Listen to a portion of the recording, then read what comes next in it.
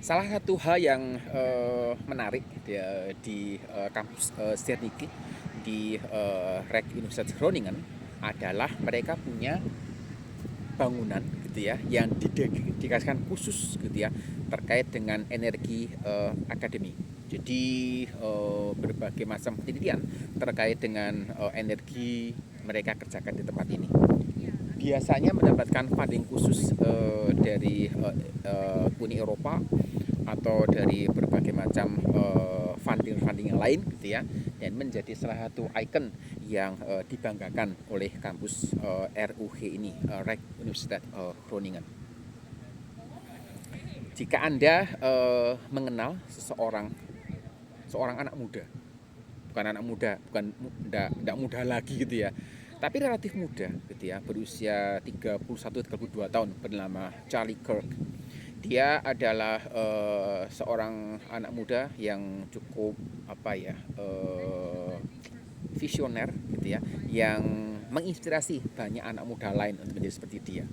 Dia mendirikan Turning Point USA di usia 18 tahun, dan dia berani menyatakan kebenaran, berani membuka fakta, dan ini memberikan risiko pada hidupnya karena ya di di sekitar pertengahan September 2025 Charlie Kirk ini ditembak oleh seseorang yang kemungkinan besar membenci dia. Saya tidak tahu motifnya apa, tetapi ini menjadi sesuatu yang kadang kadang berisiko gitu ya. Berani menyampaikan kebenaran itu sebuah risiko. Tetapi ketika orang itu komitmen untuk tetap menyuarakan kebenaran, maka seharusnya kita bisa menghargai dia.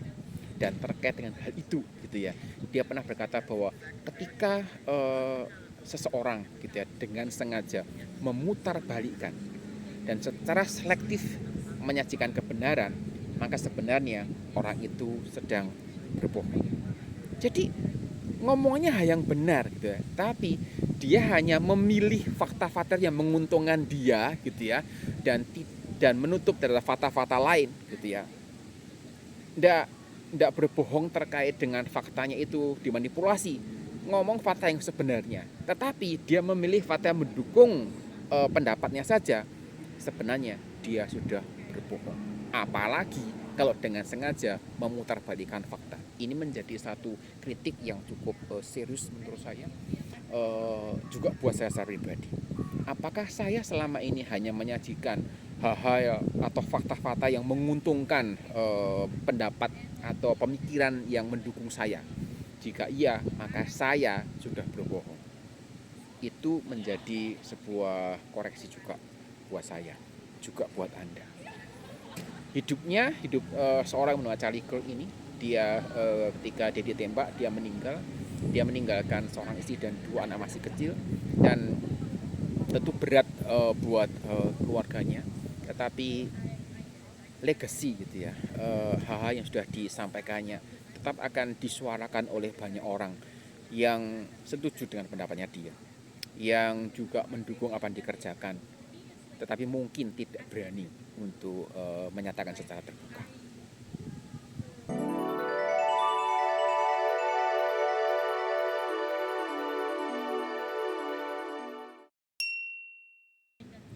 Seperti biasa, ada sebuah pertanyaan masuk di Quora yang menanyakan bagaimana sih pendidikan yang baik itu.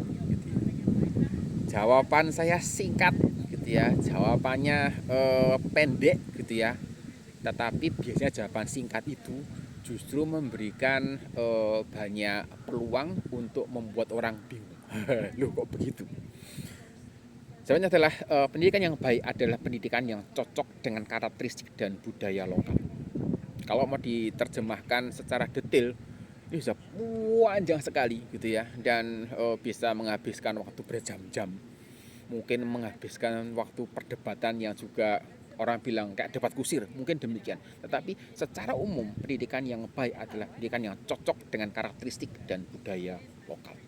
Ini menjadi alasan utama gitu ya, mengapa menurut saya ya, mengapa kita itu sulit untuk membuat sistem pendidikan apa ya, sulit untuk mengaplikasikan sistem pendidikan luar dari negara lain gitu ya. Karena kita ini punya banyak budaya yang berbeda. Di daerah yang berbeda, yang bervariasi ini, itu ada begitu banyak perbedaan. Kalau kita melihat perbedaan sebagai dari sisi yang negatif, maka kita mengatakan ya tidak mungkin kita itu menyatukannya. Tetapi kalau kita melihat perbedaan itu dari sisi yang positif, itu bisa menjadi sebuah kolaborasi. Nah, tapi kita tidak akan ngomong itu. Tapi kita melihat bahwa ada sebuah tantangan tersendiri terkait dengan perbedaan budaya yang bervariasi ini, sehingga cukup memberikan tantangan yang sangat besar buat tim yang menyusun sistem pendidikan buat negara kita. Jadi kita tidak mungkin gitu menerapkan sistem pendidikan negara lain di Indonesia tanpa melakukan modifikasi. Karena ketika sistem itu sudah dimodifikasi, maka itu bukan lagi sistem pendidikan yang asli. Ketika dimodifikasi, maka itu sudah bukan lagi sistem yang asli, dan modifikasi itu seringkali tidak menyentuh hal-hal lain gitu ya yang terkait. Ini menjadi bagian yang kadang-kadang kelewatan ketika orang itu memodifikasi sistem pendidikan dari negara lain gitu ya, kemudian diadopsi, dimodifikasi, itu dijalankan tanpa melakukan perubahan dan penyesuaian terhadap hal-hal yang lain tadi. Salah satu gerakan yang cukup masif di dalam beberapa tahun terakhir ini adalah gerakan menganjurkan supaya pemerintah itu menerapkan sistem pendidikan yang digunakan di Finlandia diterapkan di Indonesia sebagai upaya melakukan perbaikan terhadap sistem pendidikan yang ada di negara kita. Dan tadi saya sampaikan gitu ya, menggunakan sistem pendidikan Finlandia di Indonesia tanpa modifikasi emang bisa. Ini menjadi pertanyaan penting gitu ya. Dan kadang orang mengatakan ya bisalah gitu ya. Yuk mari kita bahas gitu ya. Mari kita coba bicarakan secara terbuka, secara buka-bukaan fakta kira-kira. Orang tua di Indonesia itu mereka sedang melakukan kompetisi gitu ya terkait dengan menyekolahkan anaknya sedini mungkin. Jadi kalau anak itu bisa masuk SD umur 3 tahun akan dijalani gitu.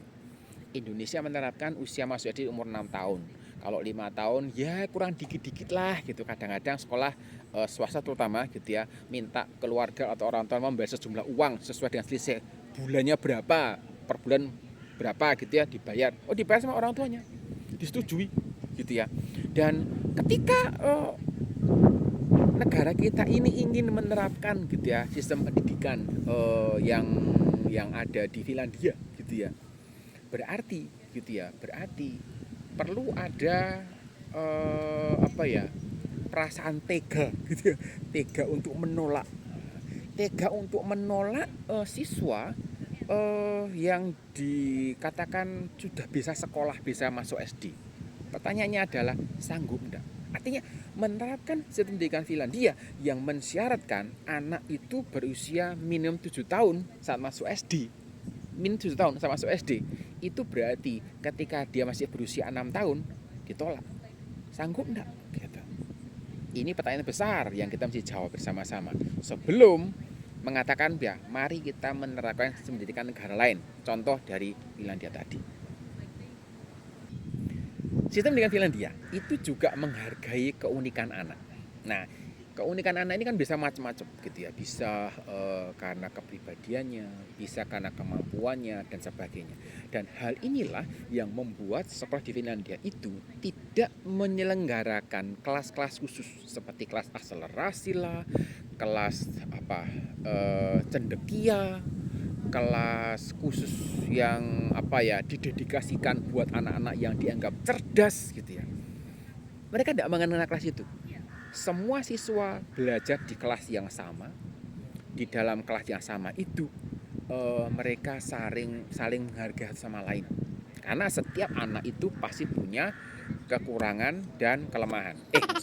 Punya kelebihan dan kekurangan. Mereka semua ditempatkan dalam satu kelas. Sehingga SPF, sistem pendidikan Finlandia itu tidak mengenal mode sekolah unggulan, sekolah favorit, sekolah top gitu ya, sekolah apalagi, sekolah Yahud dan sebagainya gitu ya. Sehingga ketika orang itu mengatakan pemerintah terapin aja sistem pendidikan di Finlandia buat negara kita supaya bisa memperbaiki sistem pendidikan di negara kita, itu berarti gitu, itu berarti tidak boleh ada sekolah yang membuat sekolah khusus, kelas khusus maksud saya, karena ini tidak cocok gitu ya dengan sistem pendidikan di Finlandia. Kemudian juga menghapus istilah sekolah favorit, sekolah unggulan, sekolah top, dan seterusnya. Pertanyaannya adalah, emang sanggup mengatasi hal ini? Karena saya melihat bahwa kecenderungan orang di Indonesia itu berusaha mencari celah yang dapat dimanfaatkan untuk kepentingannya dia secara pribadi. Dan ini menjadi sesuatu yang menurut saya kita mesti waspadai. Sehingga sekali lagi menerapkan SPF sistem pendidikan Finlandia tanpa melakukan modifikasi itu biayanya cukup besar. Dan itu juga memerlukan usaha yang cukup besar juga. Contoh lain berikutnya adalah terkait dengan penyediaan makan siang buat semua siswa hingga SMA. Jadi anak-anak yang belajar mulai dari dari playgroup begitu, mulai dari titipan anak hingga di SMA dan SMK, mereka mendapatkan makan siang dari sekolah.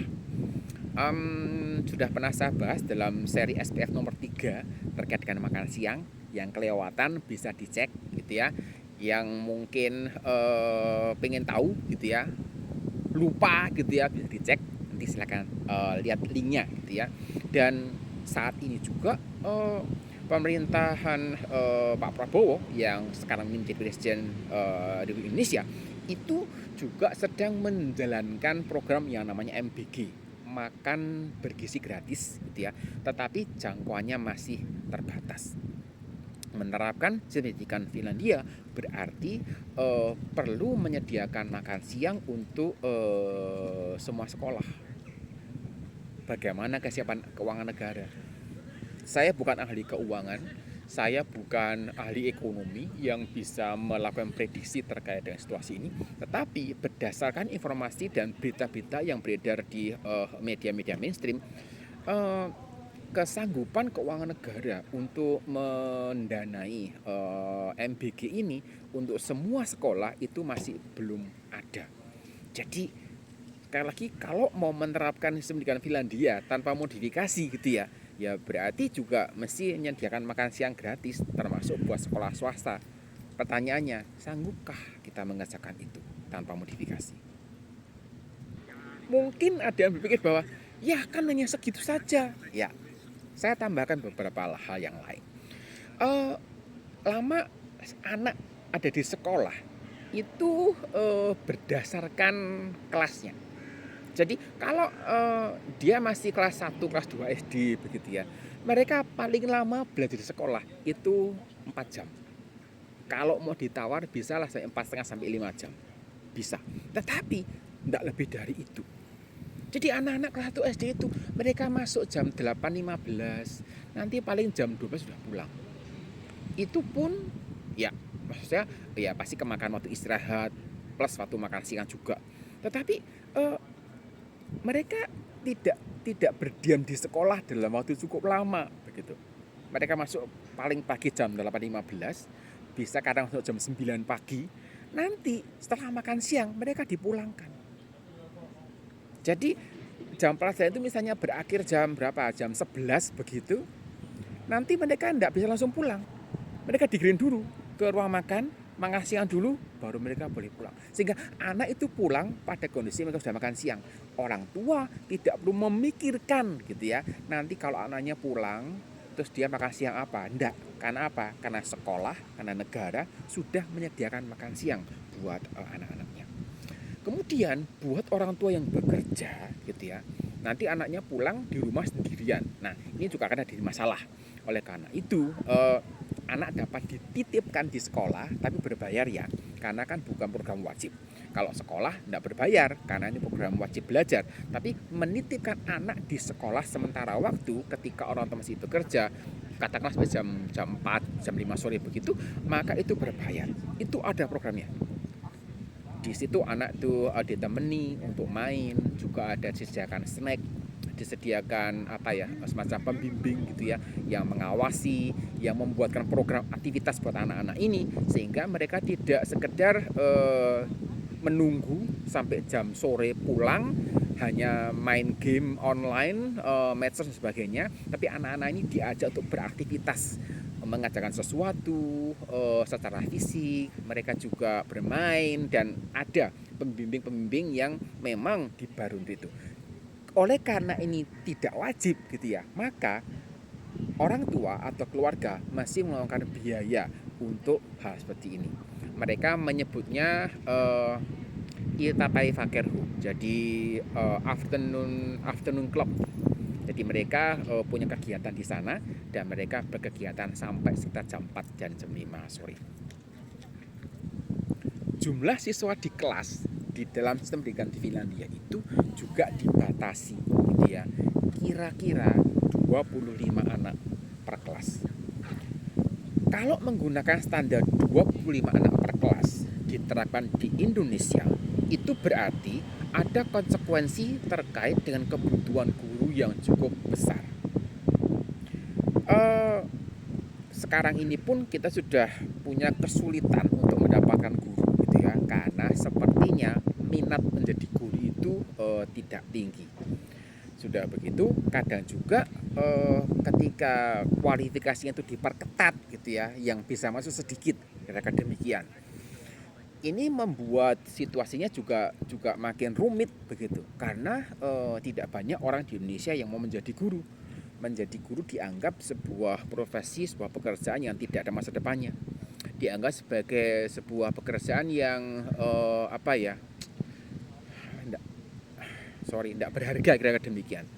Artinya tanggung jawabnya besar, beban tugasnya berat, tapi mohon maaf gajinya tidak seberapa. Belum lagi tidak dihargai orang tua, diremehkan, dianggap pekerjaan yang mudah dan seterusnya. Ini menjadi tantangan tersendiri yang dihadapi. Jadi ketika negara kita itu menerapkan sistem pendidikan di Finlandia tanpa modifikasi, maka itu berarti kebutuhan guru menjadi cukup besar. Belum lagi dengan situasi guru di luar Jawa, ini menjadi tantangan tersendiri. Juga terkait dengan guru di daerah terpencil, ini juga tantangan tersendiri. Jadi ada banyak hal juga yang masih menjadi tantangan buat negara kita terkait dengan situasi ini. Ditambah dengan penerapan sistem pendidikan Finlandia tanpa modifikasi, itu justru juga akan makin memberatkan situasinya.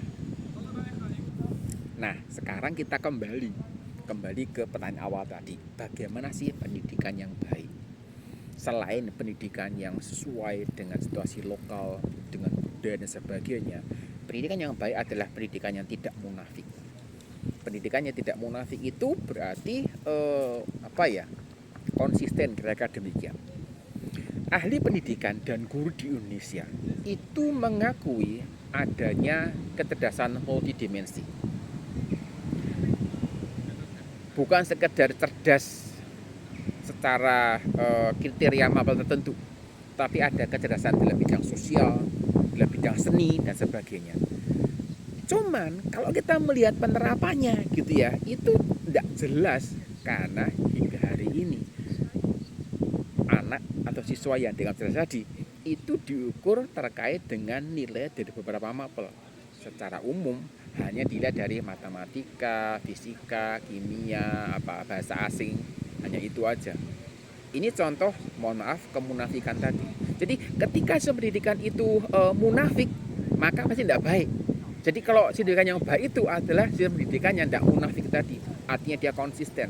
Ketika mengatakan bahwa kita menghargai kecerdasan multidimensi, artinya implementasinya juga pasti cocok. Gitu. Nah, ini menjadi PR besar juga buat ahli-ahli pendidikan di Indonesia, juga guru terutama gitu ya, mengedukasi masyarakat, orang tua untuk bisa mengakui dan mengimplementasikan kecerdasan multidimensi tadi. Siapa sih yang tidak ingin mendapatkan pendidikan yang berkualitas? Semua pasti mau gitu. Makanya ada istilahnya sekolah top, sekolah favorit, sekolah unggulan, karena idenya adalah ingin mendapatkan pendidikan yang berkualitas. Itu berarti perlu ada orang yang ada di garis depan yang punya kualifikasi yang mumpuni sehingga bisa mengajar dengan baik.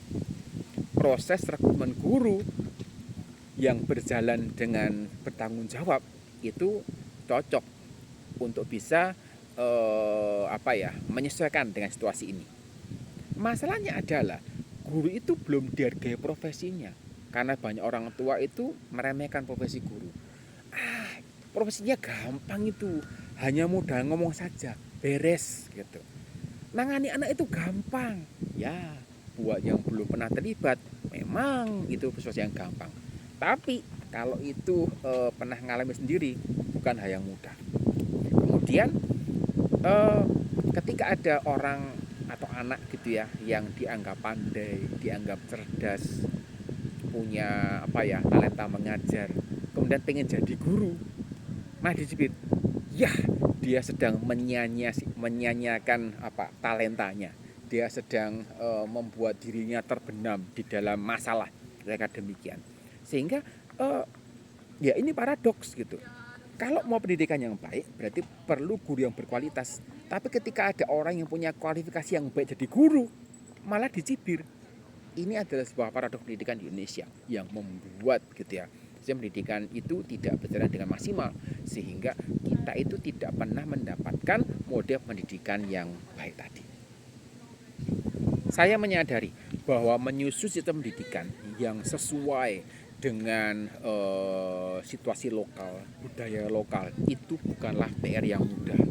Diperlukan banyak ahli yang terpanggil untuk terlibat dalam proyek besar ini. Diperlukan juga orang-orang yang bersedia untuk menginvestasi waktunya gitu ya, untuk mengerjakan PR besar ini. Terutama terkait juga dengan bagaimana bisa mengedukasi masyarakat dan orang tua untuk bisa ikut mendukung sistem pendidikan yang disusun tadi. Kalau sudah disusun dengan baik, konsepnya bagus, konsepnya itu mendarat, cocok dengan budaya lokal, cocok dengan situasi geografis Indonesia misalnya, tetapi tidak ada dukungan dari orang tua, dari masyarakat, ya percuma. Artinya proyek besar yang dikerjakan tadi yang sudah makan biaya cukup tinggi, menghabiskan waktu energi yang luar biasa ini, itu menjadi proyek sia-sia yang tidak akan pernah dapat diraih hasilnya. Pendidikan adalah investasi jangka panjang dan orang tidak bisa langsung melihat hasilnya saat itu juga. Mungkin baru kelihatan dalam 5-10 tahun ke depan. Masalahnya adalah orang itu tidak sabar untuk menantikan hasilnya kalau kita bicara mengenai pendidikan. Padahal sekali lagi, yang namanya pendidikan itu adalah investasi jangka panjang. Sanggupkah kita mengerjakan ini? Saya pikir kita perlu bersinergi gitu ya. Orang-orang yang melek pendidikan ini mesti bersatu hati untuk mendukung, menyuarakan, mengedukasi masyarakat untuk mendapatkan pemahaman yang benar terkait dengan pendidikan. Harus bersuara. Kalau enggak, siapa yang akan menyuarakan? Nah, saya kira pemerintah tidak akan sanggup untuk mengerjakan tugas ini sendirian karena terlalu besar tanggung jawabnya, terlalu berat gitu ya, dan terlalu besar, terlalu luas juga jangkauannya. Justru orang-orang di lapangan ini yang peduli pendidikan ini, mereka bisa menjadi agen-agen perubahan yang bisa menolong masyarakat untuk bertumbuh. Itu yang coba saya kerjakan. Jadi ketika Anda membagikan video-video terkait pendidikan yang saya buat, menjadi salah satu usaha paling sederhana yang dapat dilakukan untuk proses mengedukasi masyarakat. Hingga hari ini saya tidak pernah mengejar subscriber, saya tidak pernah mengejar jumlah view, tidak mengejar orang bilang monetisasi, tidak.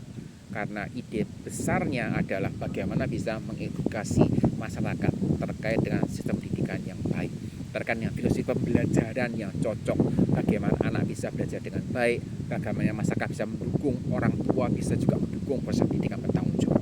Jadi ini bukan hanya PR pemerintah, tapi juga merupakan PR dan tanggung jawab kita semua bersama. Sampai jumpa.